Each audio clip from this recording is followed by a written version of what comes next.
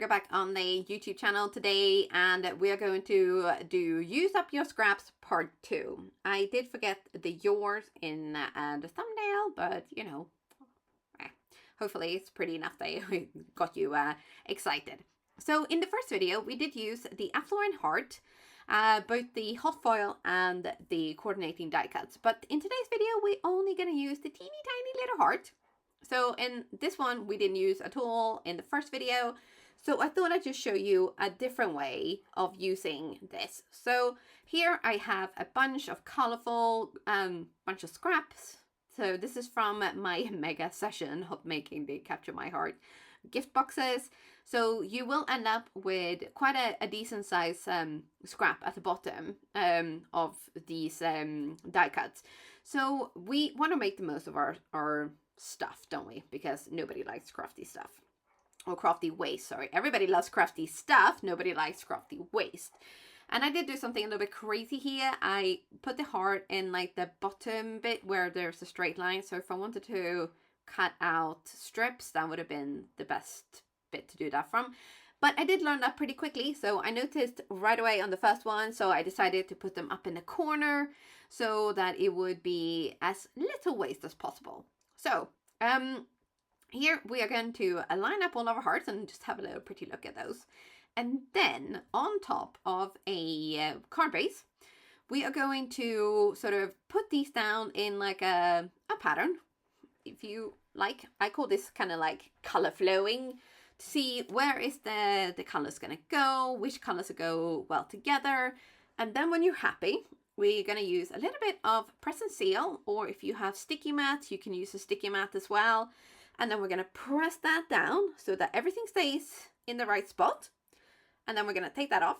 And then we're going to add a little something fun to our background. So we're going to make it look like these are kind of balloons, I guess, that are hung up on lots of strings of string.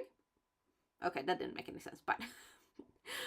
And I don't know why I drew on like lots and lots of them, but I thought it was just a little something to kind of add some fun interest to your background.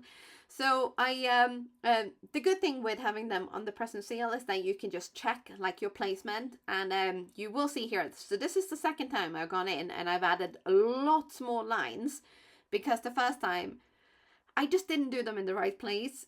So they didn't really show through. So that is the good thing about the press and seal or like sticky mat trick, that you can just check and you pick up everything. It's easy peasy to glue everything down.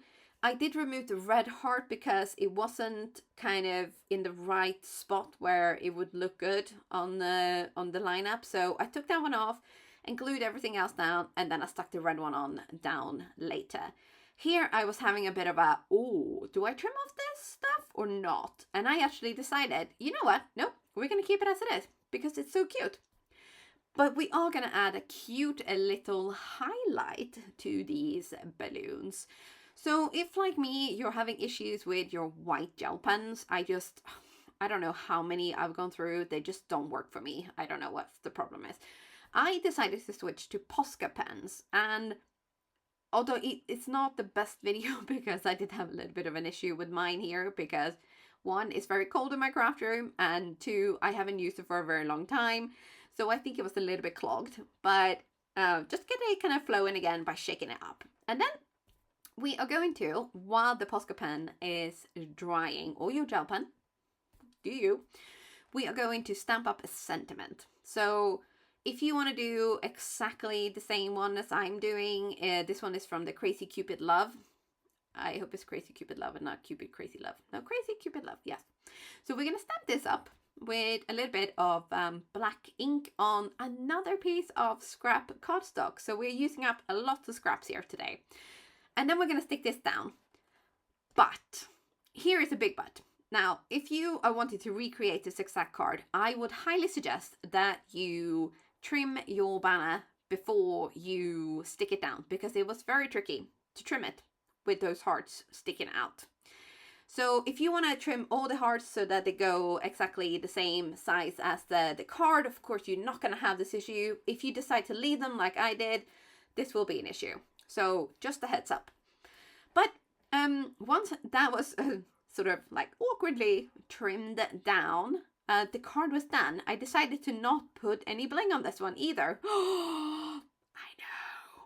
Shocking, isn't it? But that is it. Super, super simple way of using up your scraps and just getting the most out of your die cuts and your crafty stuff. So I really hope you found this video inspiring, and I will see you soon again. Bye for now.